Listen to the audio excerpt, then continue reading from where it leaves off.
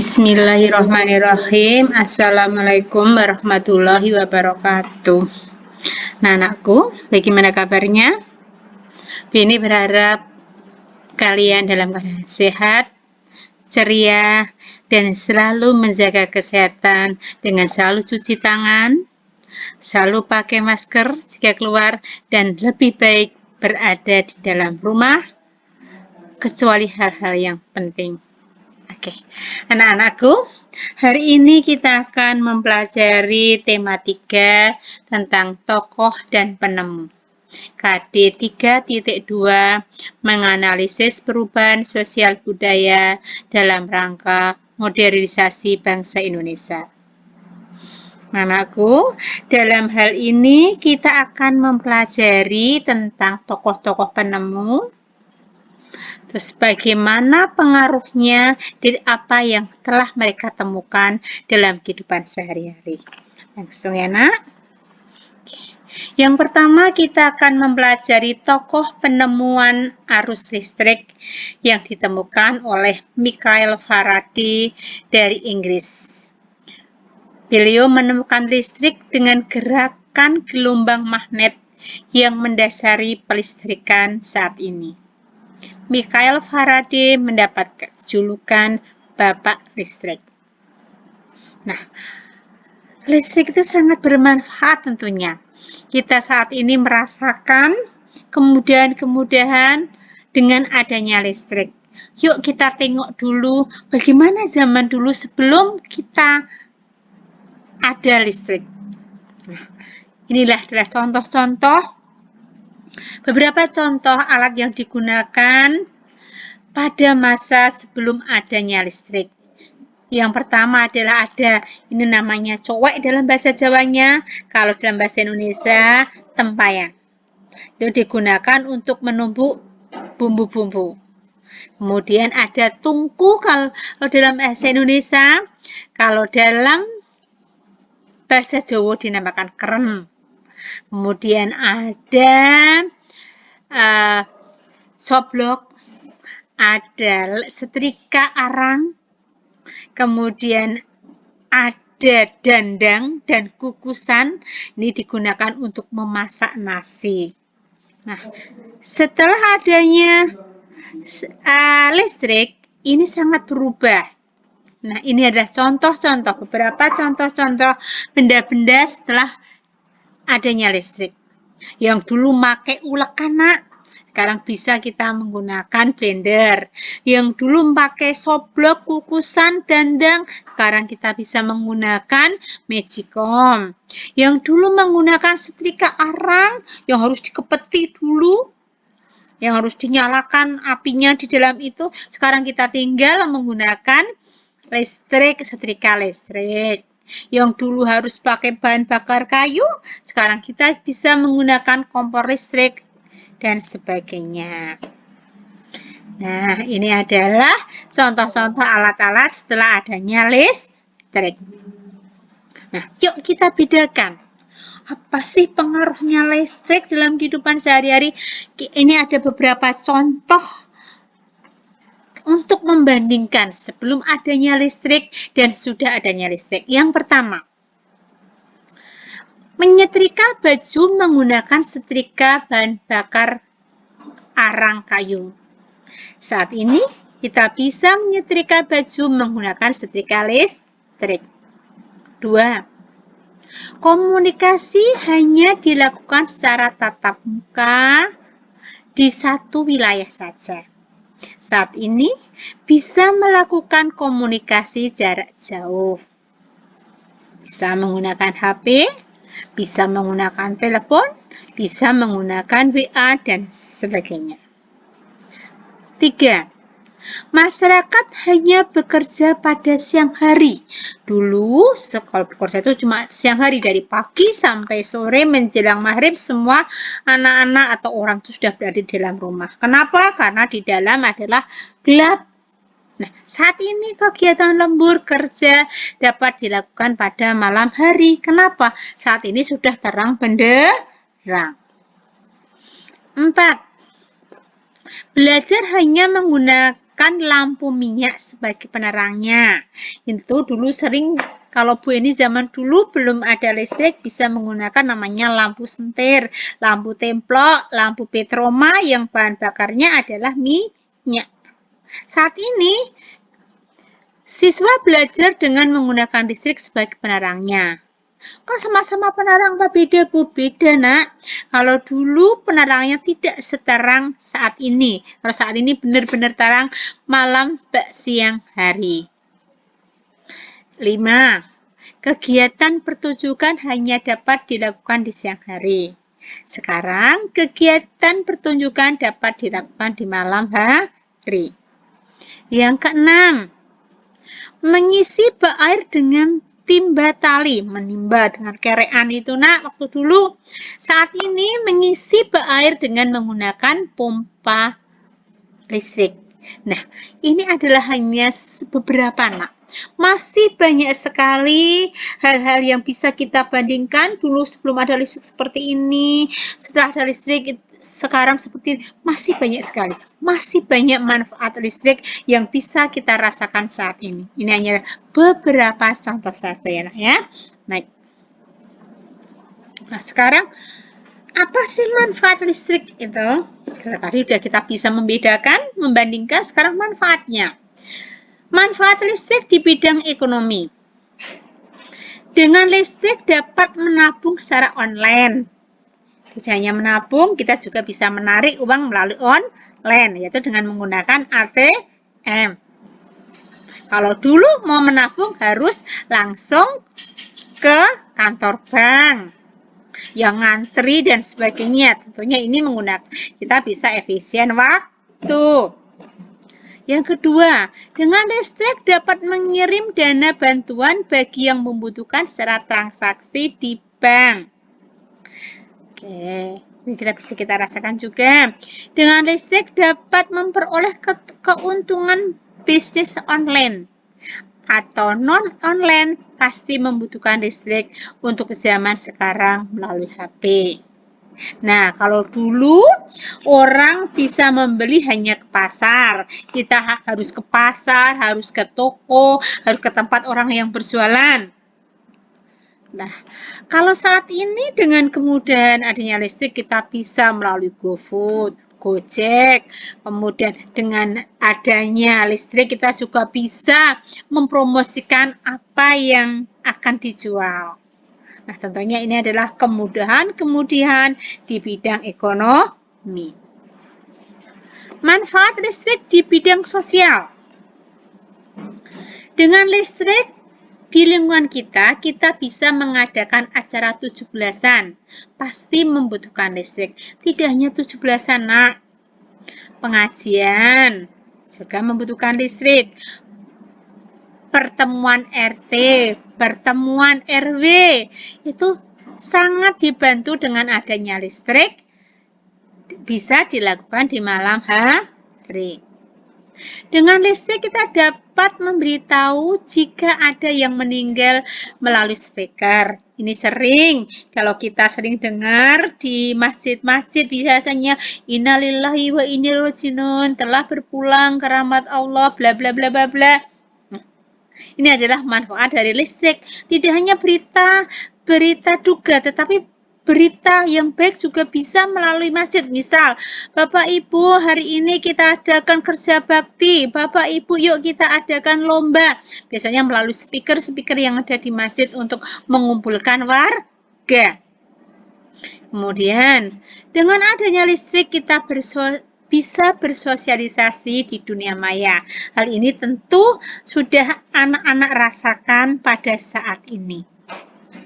Nah, ini adalah manfaat listrik di bidang sosial. Kemudian, manfaat listrik di bidang budaya. 1. Kita bisa melihat budaya asing melalui video. Ya enggak, Nak?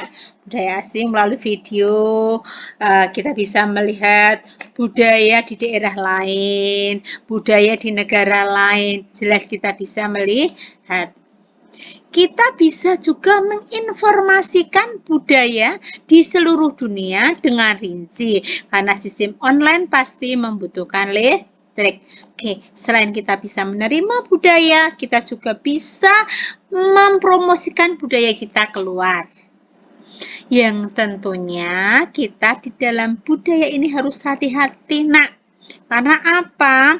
Satu, tidak semua budaya asing sesuai dengan pribadi bangsa Indonesia.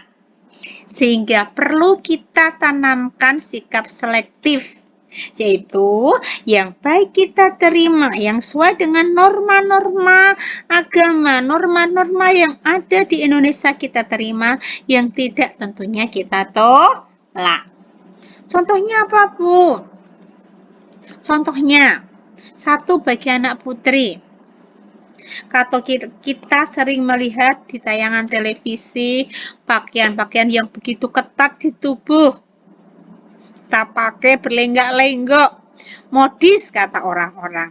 Tapi yang pertanyaanku ini, apakah itu sesuai dengan norma-norma agama? Tentunya tidak. Islam sudah mengatur bagaimana kita berpakaian. Maka hal-hal yang tidak pantas tentunya tinggalkan. Jangan kita tiru. Bisa dipahami?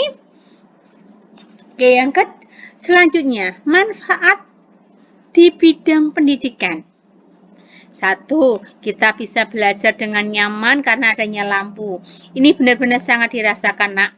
Kalau pakai lampu sentir yang tadi Bu ini ceritakan itu ada asapnya, nak. Sehingga kalau kita sudah belajar lama, biasanya kalau kita kena asap bisa wajah kita menjadi hitam. Nah, saat ini kita sangat-sangat dimudahkan. Belajar dengan nyaman, terang, di siang hari. Kita bisa belajar online pula dengan alat penunjang pembelajaran. Kita bisa mendapatkan informasi seputar hal yang tidak kita ketahui dari Google, itu pun karena adanya listrik. Kita bisa menyalakan laptop. Kita bisa menyalakan karena butuh adanya listrik. Begitu banyak manfaat listrik dalam kehidupan sehari-hari. Tentunya, dengan banyaknya manfaat itu, kita juga harus bijak dalam menggunakan listrik. Ingat di pelajaran kemarin, bahwa listrik termasuk sumber daya alam. Bagaimana sikap kita yang bijak dalam penggunaan listrik? Yaitu menghemat listrik. Caranya gimana? Hal-hal yang tidak penting, tolong dimatikan. Matikan lampu setelah selesai, matikan keran setelah selesai, matikan televisi ketika tidak dilihat. Tolong digunakan, dilaksanakan sebaik-baiknya. Bismillah, kita ikut menghemat listrik, berarti kita menghemat sumber daya alam. Lanjutnya. Nah, sekarang coba lihat ini. Ini adalah seorang tokoh penemu lampu pijar. Siapakah beliau? Beliau adalah Thomas Edison yang memiliki nama lengkap Thomas Alva Edison. Ia lahir di Milan, Ohio, Amerika Serikat pada tanggal 11 Februari 1847. Beliau adalah tokoh penemu lampu pijar atau bola lampu. Berkat penemuannya, manusia dapat beraktivitas di malam hari. Kalau tadi listrik, sekarang lampunya. Ada listrik dan tidak ada lampunya, tentunya kebermanfaatannya akan kurang. Ini adalah salah satu hal yang sangat berkaitan. Nah, perbedaan sebelum dan sudah ada lampu. Tentunya ini hampir sama dengan sesudah dan sebelum adanya listrik. Yang pertama, tadi sudah mengandalkan lampu minyak untuk penerangan rumah sebelum. Sesudah menggunakan lampu untuk penerangan rumah. Sebelumnya, seluruh kegiatan cenderung dilakukan pagi hingga sore. Semua kegiatan dapat dilakukan kapan saja, baik pagi maupun malam. Malam hari cenderung gelap karena tidak ada penerangan. Sudah adanya lampu, malam hari terasa terang karena di sepanjang jalan sudah terdapat lampu penerang. Kegiatan belajar hanya dilakukan pada siang hari sebelumnya. Kegiatan belajar dapat dilakukan kapan saja. Ini adalah contoh-contoh perbedaan sebelum dan sudah adanya lampu. Hampir sama perbedaan sebelum dan sudah adanya listrik. Manfaat lampu bagi masyarakat. Adalah bagi masyarakat secara keseluruhan. 1. Dapat menerangi rumah dan jalan raya ketika malam hari. Tentunya ini kita rasakan. 2. Dapat digunakan sebagai penghangat dan penetas telur. Kalau kalian lihat, telur bebek itu mau jadi bebek biasanya ditetaskan melalui lampu. Ataupun menggunakan lampu-lampu untuk penghangatnya. Kemudian, memudahkan pengemudi ketika berkendaraan di malam hari. Kalau dulu pengemudi kalau malam hari mau menghantar barang, perpindahan barang dari produsen ke konsumen atau ke pulau hanya dapat dilakukan di siang hari. Kalau malam hari berhenti, tapi kalau setelah adanya lampu, baik siang malam bisa mengantarkan. Sebagai rambu lalu lintas, mendukung masyarakat dapat melakukan kegiatan baik di pagi, siang maupun malam hari. Juga digunakan sebagai penghias rumah lampu itu. Kalau kita lihat ada lampu kelap-kelip warna yang berwarna-warni, itu adalah juga manfaat dari lampu. Nah, setelahlah sampai lampu. Bisa dipahami, nah? Oke, sekarang kalau kita lihat ini ada gambar-gambar roda, nak. Nanti ini perkembangan roda. Dulu penemuan roda. Ini dulu itu sebelum adanya roda itu adalah menggunakan gelondongan kayu. Gelondongan kayu yang digulirkan untuk memindah barang. Kemudian untuk memintal, roda digunakan untuk memintal.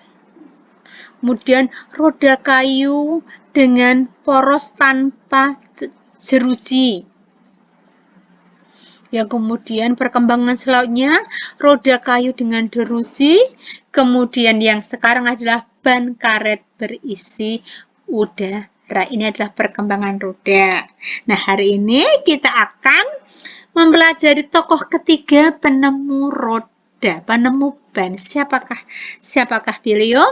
Ini ada dua tokoh, Charles Goodyear dan John Dunlop. Nah, Charles Goodyear, tokoh penemu ban terbuat dari karet.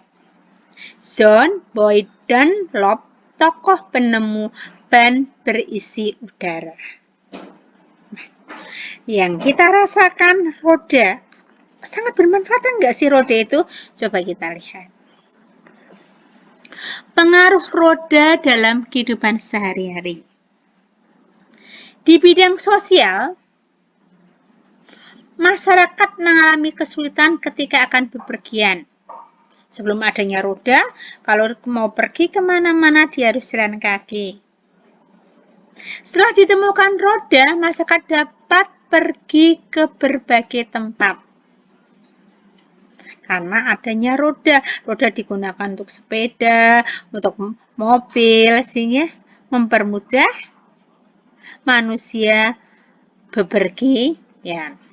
Di bidang ekonomi, hasil produksi tidak dapat dipasarkan keluar daerah.